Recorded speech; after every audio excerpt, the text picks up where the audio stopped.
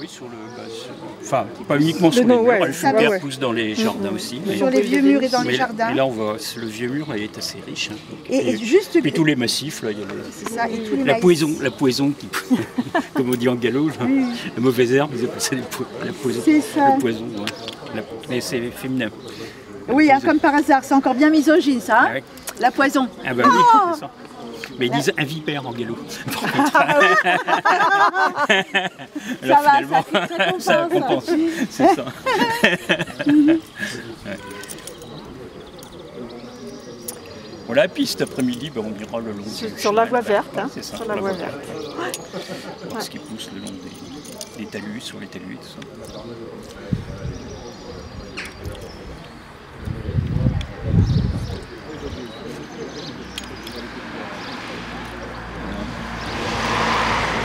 J'ai présenté aussi le programme de sciences participatives sauvages de ma rue. C'est mis en place par le muséum. Hein. Donc ça incite les gens à faire l'inventaire de ce qui pousse dans leur rue. Sauvage de ma rue. Sauvage de ma rue. Ah oui, d'accord. Bon, je n'aime pas ce titre. Non. Certes, il est très accrocheur, mais par contre, il n'indique pas le contenu. Alors pour moi, un bon titre, il doit indiquer ce contenu. Sauvage, ça ne veut pas dire. Sauvage, sous-entendu, c'est plantes sauvages qui poussent dans les rues. Mais du coup, du coup, il n'indique pas le contenu. Mais enfin bon, c'est celui qu'ils ont choisi. Hein, Et donc c'est un programme de sciences participatives. Alors ils ont des... C'est édité par qui? Qui c'est qui l'a fait? On va dire, c'est initié par le muséum, hein, c'est ça? Par le muséum, voilà. Hein, donc, alors ils ont des fiches toutes prêtes pour faire les inventaires. Hein. Donc alors là, on peut indiquer le nom de la rue étudiée avec les rues adjacentes, il y a des limites. Hein. Et puis donc on fait la liste des plantes. Et après on les renvoie au muséum ou... Oui, c'est ça, c'est par internet. Hein, ben on va m'appliquer le site. Hein. Alors le livre de détermination est par couleur, hein, donc assez simple, assez abordable. Bon, maintenant, il incite des erreurs parce qu'il est fait à l'échelle de la France. Oui, j'allais dire oui. Et le problème, c'est par exemple qu'ils ne décrivent qu'un seul fumetaire, le fumetaire officinal. Il y en a plusieurs. Et il y a plusieurs espèces. Alors du coup, les Bretons qui vont identifier les plantes avec ce livre, ils vont mettre le fumetaire officinal, alors que c'est une erreur. Moi, c'est pas. C'est pour faire comme un pansement naturel, quoi. Ah oui, donc il faut enlever l'épiderme, c'est ça. Ah oui, ils ont enlevé l'épiderme. L'huile de Vénus, tu le manges en salade, tu le manges. Ah oui, d'accord. C'est comestible. L'huile de Vénus, non? On va voir. Bon, on va en voir sur le mur. Ça mange en salade sur les murs. Furoncle, plein d'hémorroïdes. C'est tout petit rond comme ça et c'est assez épais. Et ça se mange, hein? Donc appliqué sur la peau, c'est pour les furons épais. Et on peut aussi manger en salade, c'est génial. Et le fumetaire, parce que moi je ne connaissais pas du tout le fumetaire par contre. Le fumetaire, juste pour donner une indication, quoi.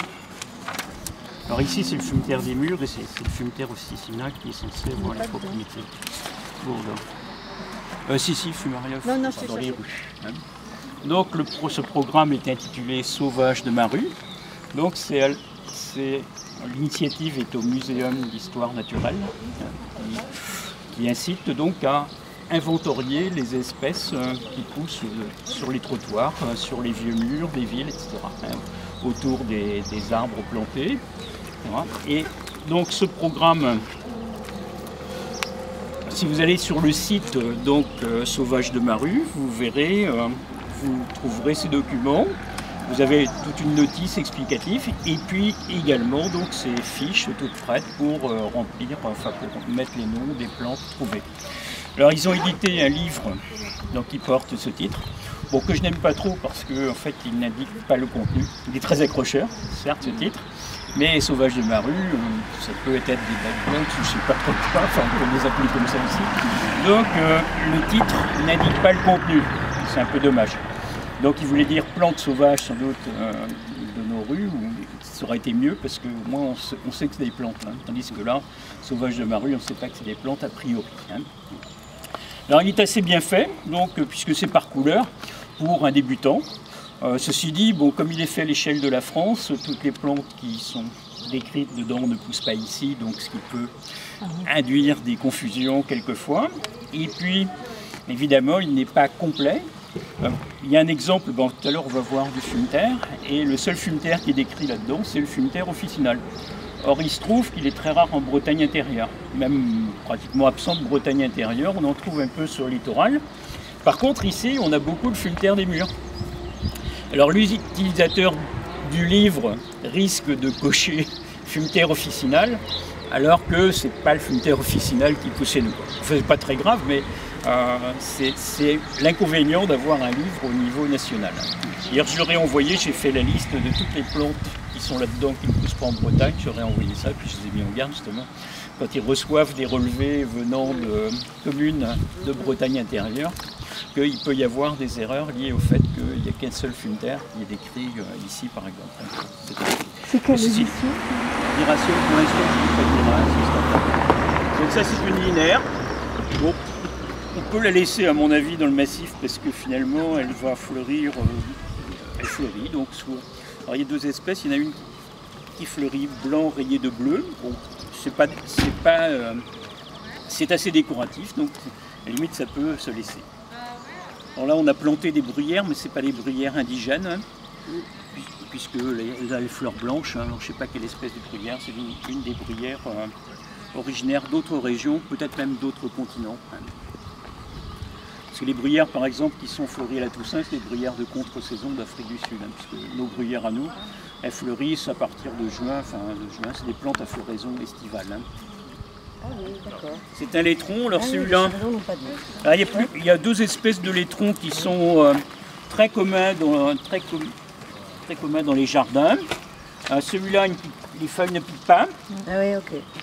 Alors ici, vous voyez que les feuilles, on dit qu'elles sont... Alors, elles sont sessiles parce qu'elles n'ont pas de pétiole. Enfin, la pétiole, c'est la queue de la feuille. Donc, elles n'ont pas de pétiole. Et puis, elles sont, on dit, embrassantes parce qu'elles se prolongent sur les côtés. Elles embrassent la tige. Hein. Ah oui, alors, elles enveloppent la tige. Les lobes sont pointus, donc ça, c'est le laitron maraîcher, on l'appelle. Sonchus oléraceus. Hein. Donc, il doit être sûrement dans le livre. Hein. Alors ici, très connu aussi. Hein. Alors c'est une plante de la famille de la marguerite, mais qui a des tout petits capitules. Voilà ici. Hein. Donc, alors cette famille-là, les astéracées, enfin avant on les appelait les composés. Composés pourquoi? Parce que ce qu'on appelle une fleur, en fait, n'est pas une fleur, mais c'est un groupe de fleurs. Ce que je tiens en main, là, c'est un groupe de plusieurs dizaines de fleurs. Ils sont plus petits, comme ceux du pissenlit. Donc, alors, en fait, c'est un fruit et non pas une graine. Le tournesol, c'est des fruits et pas des graines. Enfin, pour les botanistes, hein, pour vous, continuez à appeler ça des graines, hein, c'est pas grave. Mais, mais c'est un fruit qui contient une seule graine, et la paroi du fruit est soudée à la graine, donc on peut l'assimiler à une graine. Hein. Et donc il y a une sorte de touffe de poils en haut qui facilite le transport donc par le vent. Bah oui. Ça se multiplie. C'est pour ça que ça se multiplie. Ah ben ça se multiplie beaucoup. Mais c'est une plante annuelle par contre. Hein, donc ça c'est pas très gênant. Alors ça par exemple si vous en avez, si vraiment vous trouvez que ça fait moche devant chez vous, vous l'arrachez, en principe il ne va pas repousser. Quoi. Donc il y a une espèce de rumex en Bretagne. Au moins 6 ou 7 toujours. Hein. C'est ça qu'on appelle la vinette. Alors je pense que c'est le petit. Ah voilà. La petite oseille. Ça c'est la grande oseille. La petite, ah oui, ok. Donc ça c'est comestible. Mais c'est comestible surtout quand les premières feuilles apparaissent très tôt au printemps. Les feuilles de la base. Alors là maintenant elles sont trop dures pour être consommées. C'est trop dur, oui. Donc ça a un très bon goût acidulé. Oui.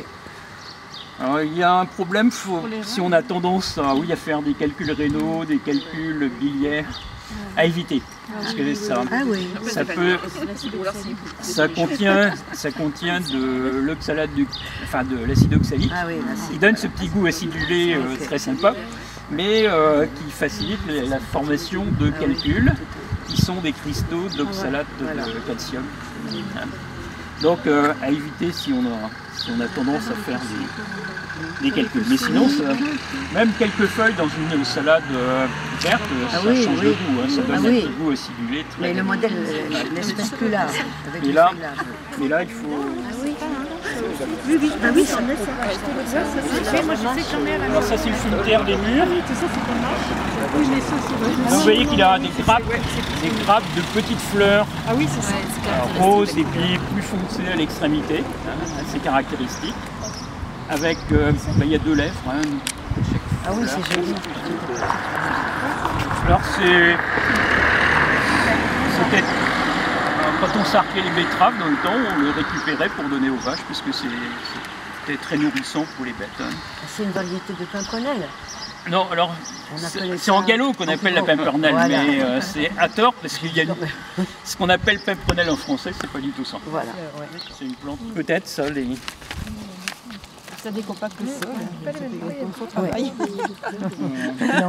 C'est vrai, le liseron des champs est laxatif, mais c'est pas celui-là. Et celui-là, Calistégia, je sais pas. Si, le liseron des haies. Bah, c'est un peu la même chose aussi. Donc il a les mêmes propriétés que le liseron des champs. Donc il est utilisé en cas de constipation. C'est pas la même chose. Constipation, des troubles du transit. Donc c'est un laxatif. Oui, voilà. Une plante très commune dans les champs, les jardins aussi.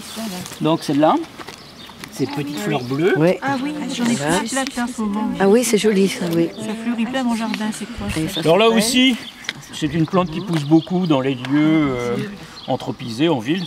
Ça vaut pas le coup de s'acharner dessus non plus, c'est une plante annuelle qui ne devient jamais beaucoup plus grande que ça. Puis après tout, elle a des belles fleurs. Voilà, beaucoup les abeilles. Voilà, c'est vrai. Ouais. Alors c'est une véronique. D'accord. Une véronique, donc alors celle-là c'est la véronique de Perse. On va voir plusieurs véroniques dans la journée. Celle-là, la particularité, c'est que les fleurs ne sont pas en grappe, elles sont isolées. Là, il n'y a qu'une seule fleur. On va en voir une, peut-être cet après-midi, peut-être dès ce matin d'ailleurs, qui a des grappes de fleurs. Au lieu d'avoir une seule fleur, il y a une grappe. Hein. C'est la véronique de Perse. Alors les feuilles, alors chez les véroniques, les feuilles sont opposées, sont groupées par paires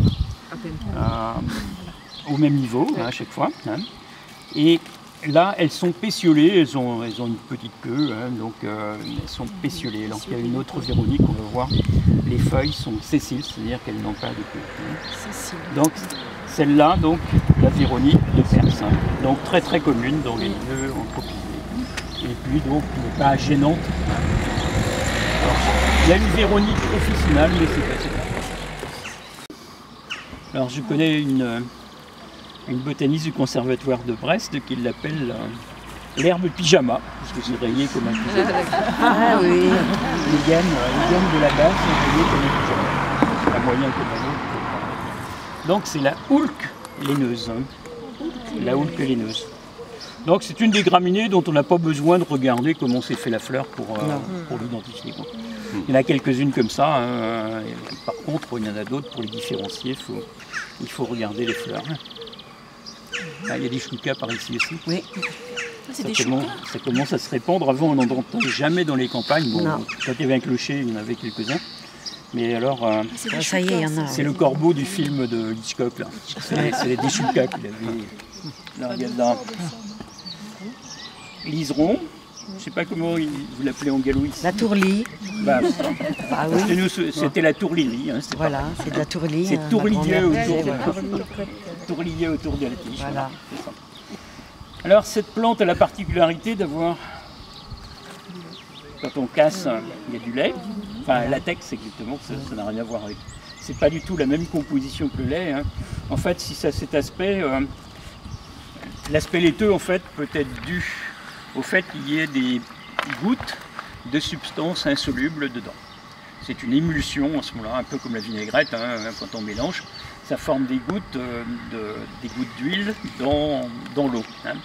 Donc c'est la même chose ici, et par conséquent ça donne cet aspect opaque. Donc c'est un latex. Alors c'est une euphorbe. une forme. Alors celle-là, elle est de petite taille, elle n'est jamais beaucoup plus haute que ça. On va en voir peut-être d'autres espèces dans la journée. Elle dépasse, elle est peut-être un peu plus grande, mais ça ne dépasse pas cette hauteur-là. Moi, je ne la trouve que dans les jardins, les lieux justement labourés tous les ans. Donc, alors l'inflorescence des euphorbes est très compliquée. Donc c'est pas la peine d'essayer aujourd'hui, enfin en tout cas c'est pas le moment de l'étudier, donc c'est assez compliqué. Alors parmi les herbes très courantes et faciles à reconnaître, là aussi les graminées, c'est les herbes très il y en a qui sont difficiles à reconnaître, mais celle-là, elle est très commune. Ouais. Bon, il n'y a pas besoin de regarder comment s'est fait une fleur pour la reconnaître. Elle a une inflorescence très compacte. Alors ça ressemble aux pelotes des pattes de chien, c'est pour ça qu'on l'appelle le dactyle en latin. Hein. Donc le dactyle. Alors c'est une herbe qui est très coriace, qui forme des touffes quelquefois qui se surélèvent. Elle s'installe facilement sur les pelouses. Et quand vous en avez sur la pelouse, eh bien, 3 jours après avoir tondu, elle dépasse déjà de ça les autres herbes. C'est pour ça que certains ne l'aiment pas, parce que ça fait pas beau, que ce ne soit pas au même niveau. Hein. Elle résiste très bien à la sécheresse. Donc quand toute l'herbe est grillée sur la pelouse, le dactyle est encore vert. Hein. Et les touffes ont tendance à se surélever. J'ai vu des fois arriver avec la tondeuse et puis caler carrément sur la touffe de dactyle. Alors elle se reconnaît aussi quand elle est en herbe, donc à ses grandes feuilles très très longues à la base, et par contre elle ne fleurit qu'une fois, elle ne monte à graines qu'une fois, c'est-à-dire ça, si c'est fauché à ce stade-là, elle ne restera qu'en touffe de feuilles simplement. Alors elle se reconnaît facilement au fait que la tige est aplatie à la base. Vous pouvez faire passer, hein, donc elle se reconnaît facilement à ce stade. La tige est plate à la base. Hein. Donc le dactyle, une graminée facile à reconnaître, et puis bon, certains ne la tolèrent pas sur leur pelouse. Mais... Et ça on l'avait vu tout à l'heure, non, ça on ne l'a pas encore vu, c'est la porcelle enracinée, mais il va falloir, c'est une herbe, les feuilles rappellent celles du pissenlit un peu, mais c'est très poilu. Alors, ça a l'air gras comme ça. Oui, mais là elle est grasse, mais elle n'est pas toujours aussi grasse que ça. Donc c'est la porcelle enracinée. Ah, il y en a sur les pelouses aussi. Et d'ailleurs, lorsqu'il y a un été sec, et ces dernières années on a souvent des bonnes périodes sèches l'été. Donc quand la pelouse est grillée, ça fleurit jaune au-dessus. Hein. Il n'y a que des tiges. Donc il y a 2 plantes. Hein. Il y a 2 plantes. Il y a le crépice, le petit crépice, et puis ça, la porcelle enracinée, donc qui sont fleuries jaunes. Donc ça a des tiges à peu près hautes comme ça. Certains le confondent avec le pissenlit. Il y a deux différences, donc les feuilles très poilues, et puis la tige est verte, et elle a plusieurs fleurs. La tige du pissenlit n'a qu'une seule fleur, et elle est creuse, tandis que celle-là, elle est pleine. On va peut-être la voir fleurie. Une plante pollinisée par le vent. Le pollen est transporté par le vent. Alors l'inflorescence est très haute, bien au-dessus des feuilles, justement pour faciliter la prise en charge du pollen par le vent, parce que sinon, s'il était mélangé aux feuilles, les feuilles arrêteraient le pollen. Hein. Donc c'est bien dégagé. Ensuite, justement, le fait que les étamines soient sur un filet très fin et qu'elles bougent, là, vous voyez qu'elles bougent au moindre souffle d'air, donc ça favorise également la prise en charge par le pollen. Alors pourquoi n'ont-elles pas des pétales colorés? Ça ne sert à rien, parce que les pétales colorés, c'est pour attirer les insectes en fait. Hein. Et du coup, comme elles n'ont pas besoin d'attirer les insectes, mais c'est la même chose pour les graminées. Hein. Toutes les graminées ont des fleurs. D'ailleurs, j'ai étonné les élèves en leur disant que le blé avait des fleurs. Pour eux, le blé n'a pas de fleurs. Hein. Bon, donc, la représentation de la fleur, effectivement, n'est pas la même pour tout le monde. Et notamment, donc, le blé est bien une plante à fleurs. Hein. Donc, mais des fleurs insignifiantes et adaptées au transport du pollen par le vent. C'est-à-dire, parce qu'il y a des étamines, mais il y a également l'élément femelle. Voilà, mais incroyable. Normalement, chez la plupart des plantes sauvages, il n'y a jamais d'autofécondation, c'est-à-dire que le pollen qui féconde une plante doit venir d'une autre fleur. Et Donc c'est pour ça qu'il y a ce système de transport. Alors ici, c'est un épi. Alors les premières fleurs épanouies, ben, c'est celle du bas. Et puis après, ça va progresser. Alors les fleurs femelles sont déjà réceptives du pollen au-dessus. Donc elles sont mûres un peu avant les fleurs mâles. Comme ça, elles ne peuvent pas être fécondées par le pollen de la même fleur. Donc là, les fleurs qui sont juste au-dessus, on voit les stigmates, hein, des traits blancs là, qui captent le pollen, apporté par le vent. Hein, et le vent, après, prendra en charge le pollen des fleurs qui sont au-dessous. La nature avait des connaissances. Le panier était soigneusement examiné pour qu'il n'y ait pas de mouron rouge. C'est très toxique pour le lapin. Quoi, ce qu'on appelle, c'est pas la bourse à pasteur, je sais pas quoi, qu'il faut donner au lapin, se disant qu'on Ah oui, on peut donner la bourse. On va peut-être en trouver. Mais ça aussi, on appelait ça l'herbe aux 5 côtes. Elle a bien 5 côtes. 5 coutures, oui, 5 côtes. Alors on appelait l'herbe aux 5 côtes. Mais c'est le plantain lancéolé. Et le plantain rond, les lapins adoraient. C'est le plantain lancéolé. Ils étaient même apprivoisés, les miens. Ça, je montrais la feuille. Alors c'est de la famille des primes verts, assez curieusement. Ah ouais. Alors ils ont les fruits assez particuliers, là ils sont gonflés. Ils s'ouvrent un peu comme un barbecue rond, là vous savez, avec un couvercle. Hein. Donc ça sépare en deux comme ça. Alors ces fruits-là, on appelle ça des pyxides. Hein. Ils s'ouvrent par le milieu comme ça. Ça se déchire au milieu, puis ça se soulève comme un barbecue rond. Hein. Donc le mouron rouge, Anagalis arvensis, mouron des champs. Oui, c'est un géranium. Ouais. Ça, c'est le géranium à feuilles découpées. Ah oui, c'est ça. Géranium à feuilles découpées. On va peut-être en voir en fleurs. Hein. Oui, c'est ça. C'est les vrais géraniums. Hein. Ce sont les vrais. Dans les jardineries, ce qu'on vous vend comme géranium, c'est des pélargoniums. Hein. Bon. Oui. Pour les botanistes, c'est des pélargoniums. D'accord. Ça ne donne jamais de fraises alors? Non, il y a un fruit qui est très reste vert, qu'on remarque à peine. Ah oui, ça oui, d'accord. Il peut pousser sur les murs aussi.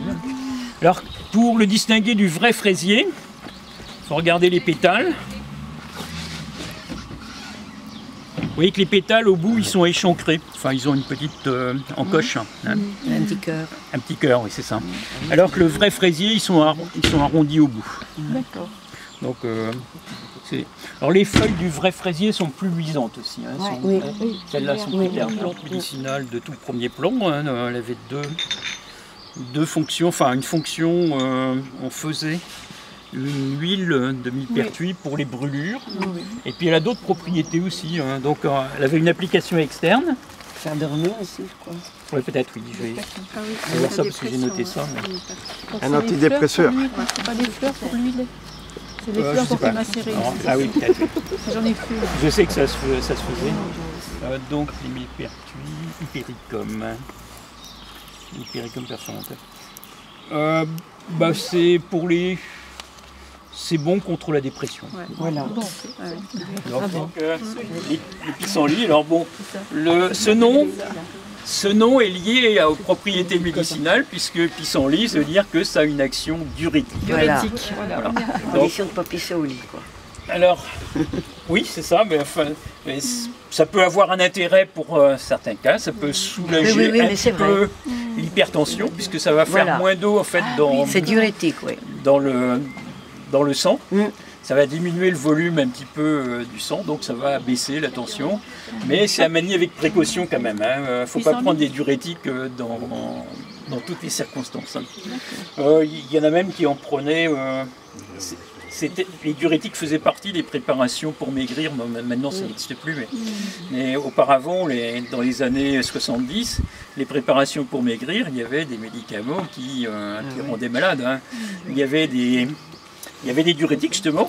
Alors, c'est un effet immédiat, hein. Maigrir 5 kg en une semaine, c'est facile. Hein. Vous prenez un diurétique, ça diminue la quantité d'eau du sang. Donc ça fait maigrir immédiatement. Sauf que vous arrêtez, vous les reprenez immédiatement, hein, les kilos perdus. Et puis il y avait des extraits thyroïdiens qui favorisaient, qui augmentaient le métabolisme, c'est-à-dire qui faisaient brûler plus qui faisaient les muscles brûler plus de sucre et de matière grasse aussi. Mais les extraits thyroïdiens, ça maniait avec précaution, tout ce qui est endocrinologie, ça agissait après sur d'autres glandes du cerveau qui faisaient que le sujet qui en abusait se retrouvait après en insuffisance thyroïdienne, condamné au lévothyrox à vie après. Donc il y avait plein de... Faire attention. Et il y avait les substances qui sont considérées comme dopantes, ils extraient aussi l'hormone de croissance, enfin bref, des choses à éviter. Donc celui-là c'est le bon. Ce sont des fleurs. Parce que les bractées externes, là, les pièces vertes, les languettes vertes qui sont autour des fleurs. Là. Alors ça aussi, c'est une composée, donc la fleur c'est ça. Alors on voit les stigmates là, qui captent le pollen, qui dépassent là. Et les étamines sont dans le tube, juste en dessous. Donc c'est très petit, c'est très petit. Tout ça c'est une fleur. Donc vous voyez que là j'ai... Donc pour l'insecte qui pollinise, vous voyez qu'il a du travail sans se déplacer. Oui, les abeilles adorent, oui. Voilà. Mais les feuilles jeunes, avant que ça ne fleurisse, sont bonnes en salade. Ah oui, sont bonnes. Alors celui-là, mais par contre, celui que j'ai dans mon jardin, j'ai essayé une fois, c'est extrêmement amer. Donc il y a deux groupes d'espèces. Donc celui-là c'est le bon, la fleur, le capitule est très grand, il fait plus de 4 cm. Ceux dont le capitule est plus petit et qui ont les bractées qui restent étalées, qui ne se recourbent pas comme ça sur le pied, ceux-là ils sont extrêmement amers. Et ceux qui font la confiture, c'est la même chose.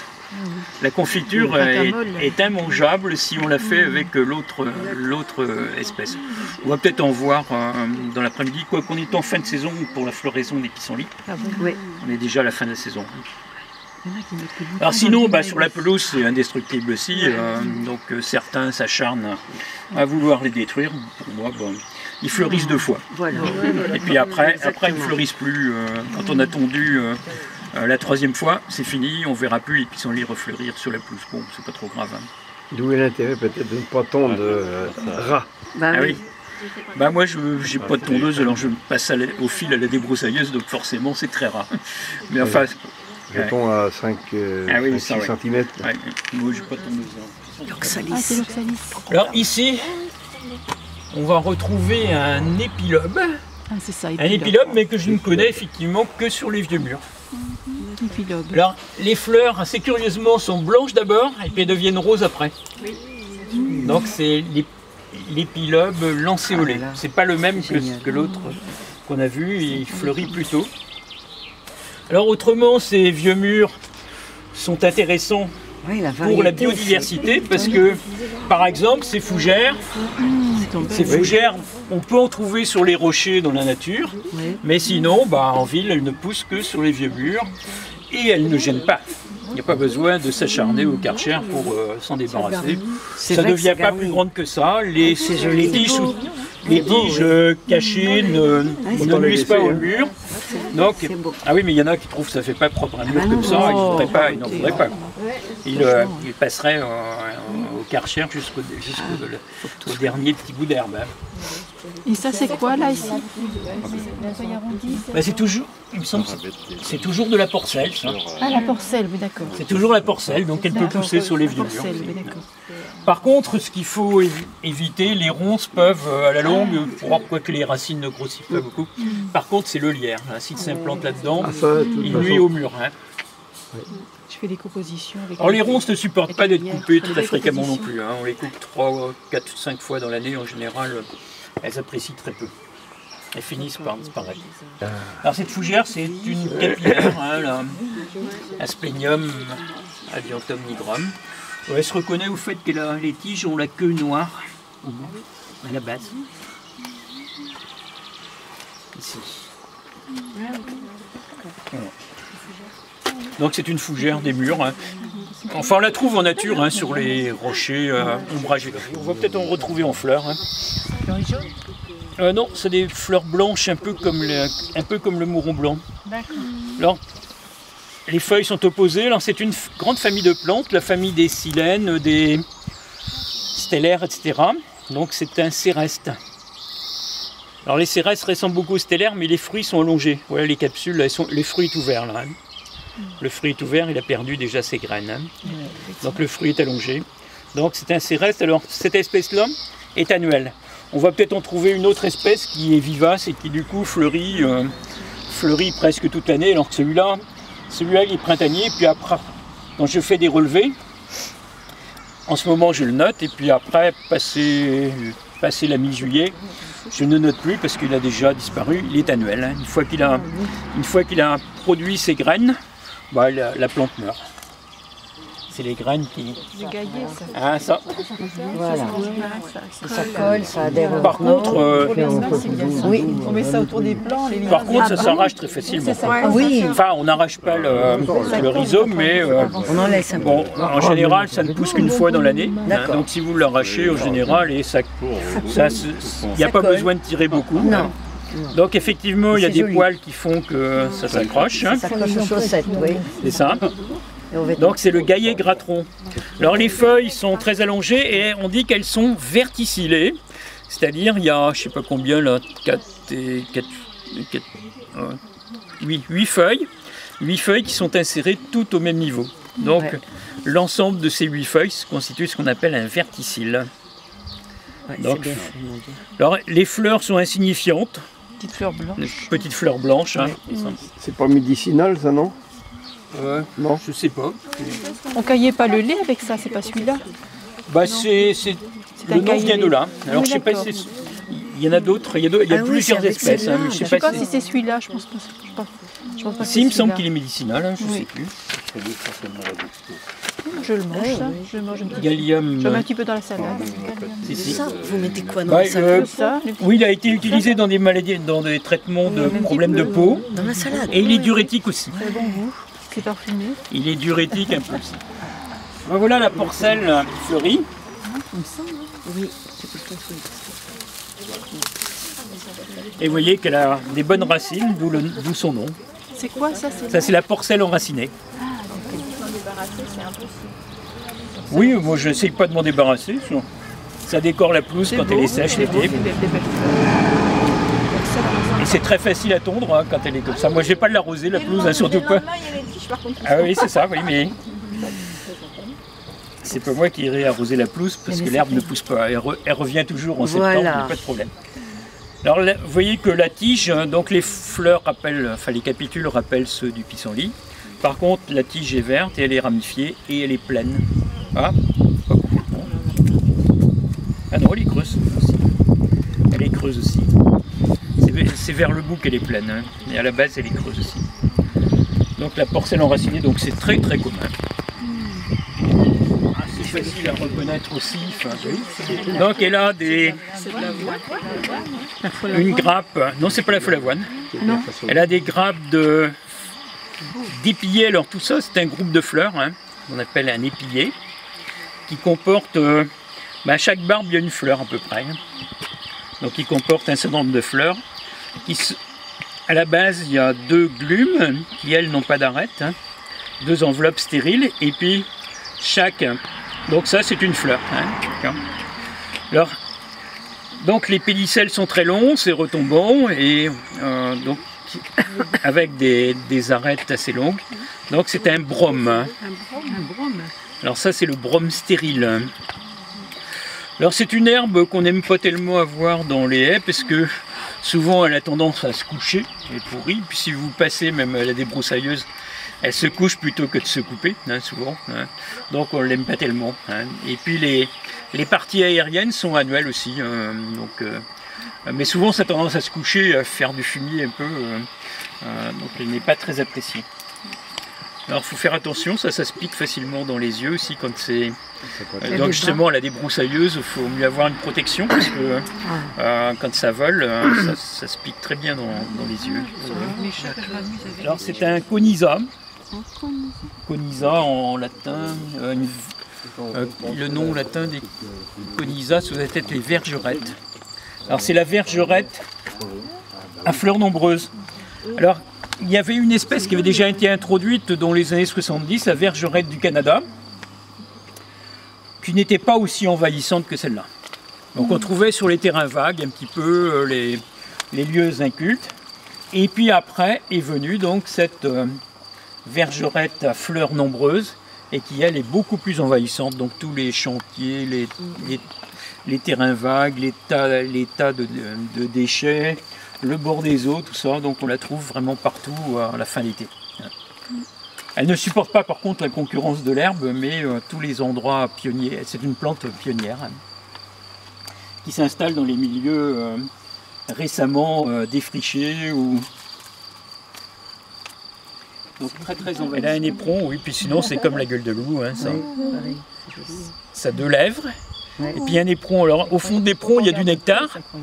Alors l'insecte il est attiré par le nectar, donc il est obligé de s'enfoncer un peu et c'est là qu'il se fait saupoudrer de pollen en passant. Et s'il apporte du pollen, le dos est caressé par les stigmates qui font qu'il capte le pollen ainsi. Donc la linéaire striée. Alors il y a une autre espèce à fleurs jaunes mais qui n'est pas très courante dans le pays de l'Oudéac en général, je l'ai trouvé très peu. Alors que si on va à Pleuhermel, il y en a partout, au bord des routes, fleurs jaunes. Ça fleurit assez tard, en fin d'été. Donc c'est la linéaire commune, mais elle n'est pas commune du tout dans le secteur de l'Oudéac. Donc la linéaire striée, donc une très commune sur les talus, vous en verrez beaucoup. Là, la vergerette du Canada, non, la vergerette plutôt à fleurs nombreuses, en première année.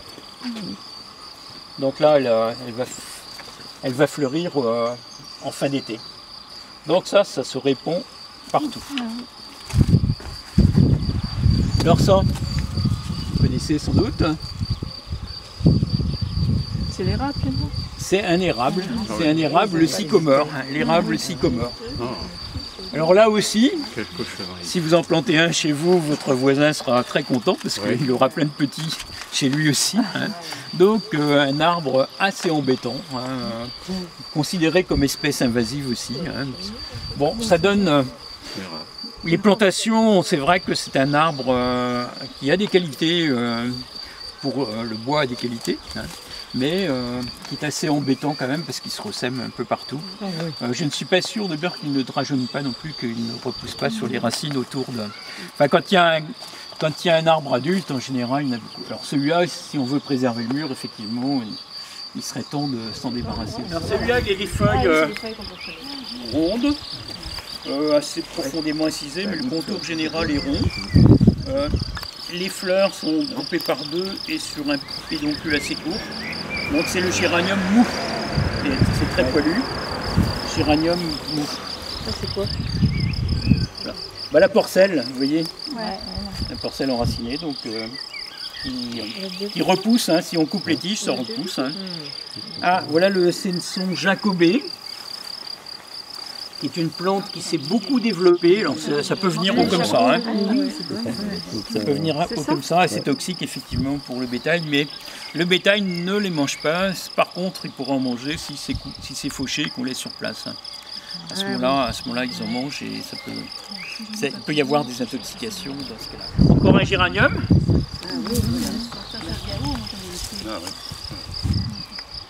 Il n'était pas aussi abondant quand j'étais gamin. Maintenant, il s'est répandu beaucoup au bord des routes. Donc ici, le géranium à feuilles découpées. Donc par rapport au géranium mou, les feuilles sont beaucoup plus découpées. Ici, les feuilles du géranium mou et du géranium à feuilles découpées. Donc géranium sectum. Alors là aussi, les tiges, les pédoncules floraux sont assez courts. Même des fois, il dépasse à peine la feuille voisine. Donc il est très commun aussi. Des fois, elle peut former des tapis où elle est exclusive, c'est-à-dire elle ne tolère aucune autre plante. Elle doit empoisonner les autres par les racines, enfin elle doit empêcher les autres de pousser. Bon là, elle a du mal peut-être à supporter la concurrence quand la terre est bonne. Mais elle pousse souvent sur les terrains séchants et elle arrive à éliminer tout ce qui pousse autour d'elle. Elle a des stolons, comme les fraisiers, comme la renoncule rampante. Donc des tiges rampantes qui s'étendent et elle s'installe après. Donc elle agrandit sa surface. Alors elle a des capitules jaunes clairs. Ils ne sont pas plus hauts. Alors il n'y a toujours qu'une seule fleur par tige. Et c'est à peu près dans les 10 cm et c'est jaune clair. Hein. Donc sur les talus, souvent il n'y a que ça. Hein. Ça s'appelle comment? Alors ça s'appelle la piloselle. Piloselle. Piloselle, parce que c'est très poilu, hein, les feuilles. Ah, piloselle, oui. Ben, et ça ne peut pas s'enraciner au bout. C'est très poilu, hein. Là, il les tiges, c'est comme ça, elle étend son territoire comme ça. On dirait des feuilles de sauge presque. Les feuilles sont très très poilues. Ça ressemble aux feuilles de sauge un peu, je trouve. Les jeunes fleurs, les jeunes inflorescences, c'est en croisse un peu. Donc c'est très poilu. C'est de jolies fleurs bleues avec des 5 sépales. Alors les sépales, c'est les pièces qui sont vertes ou ici elles sont un peu violacées. Ensuite 5 pétales. Et quand on enlève les pétales, il y a des étamines qui sont groupées au milieu et qui cachent un peu la partie femelle. Voilà. Alors, les étamines sont toutes soudées à la base, hein, et elles sont soudées à la corolle. Et puis ici, donc, le pistil, avec à la base l'ovaire qui contient les ovules, donc les futures graines, le style et le stigmate qui capte le pollen apporté par un insecte. Voilà. Donc, ça fait une fleur. Donc les étamines sont soudées, enfin, elles ne sont pas soudées en haut, elles sont soudées à la base, mais là, j'arrive à les séparer, elles sont groupées.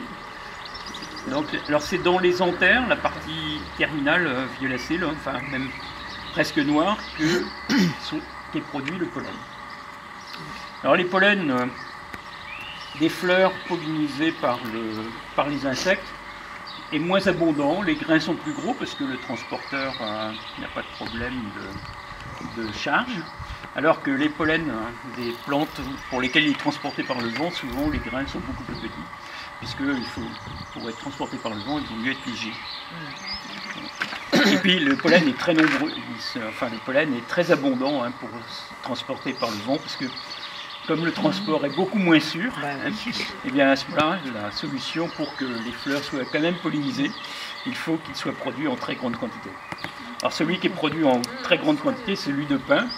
Chaque fois qu'il y a une averse à la pollinisation des pins, on voit sur les flaques, on voit du jaune. C'est-à-dire qu'il y en a plein dans l'herbe, on doit en avoir plein les trous de blé aussi, j'imagine. Mais le pollen de pin, à ma connaissance, n'est pas allergisant. Comme celui des graminées, par contre, si. Ah oui. Ah oui. Alors ici, on n'a pas de sauge à l'état sauvage, mais elle est cultivée ici. Ah oui. Alors la sauge... Une abeille ou une grande feuille, je sais pas. Donc comme toutes les lamiacées, les labiers, donc la tige est carrée, les feuilles opposées, et puis la fleur, toutes les fleurs sont sur le même modèle. La corolle a un tube qui s'ouvre et à l'ouverture il y a 2 lèvres. Donc la lèvre supérieure. Alors chez les sauges, la lèvre supérieure est en casque, on dit, et puis la lèvre inférieure un peu plus large. Alors l'insecte, quand il arrive, vous voyez qu'il se fait caresser le dos par les stigmates ici. Il va rentrer ici et il y a du nectar au fond, donc c'est ça qu'il vient chercher. Donc il se fait caresser le dos. Donc si l'insecte est couvert de pollen, il va... Donc la corolle se détache, le tube de la corolle se détache, donc la fleur va être fécondée, et puis après il va aller au fond chercher le nectar, et il va recevoir, alors les étamines sont dans le casque, là. Je vais essayer de soulever, voilà. Il se fait saupoudrer de pollen au passage, voilà les étamines, voilà. Ici. Alors il y a 2 grandes étamines, il me semble que c'est 4 chez les lamiacées. Il n'y a peut-être que 2 chez la sauge. Mais alors, il y a quelqu'un qui m'a montré que, justement, avec un coin de crayon, il entre ça et les étamines se replient brusquement sur le dos. Alors là, en l'occurrence, sur le dos de la sauge qui passe. Et il va se prendre en charge le pollen.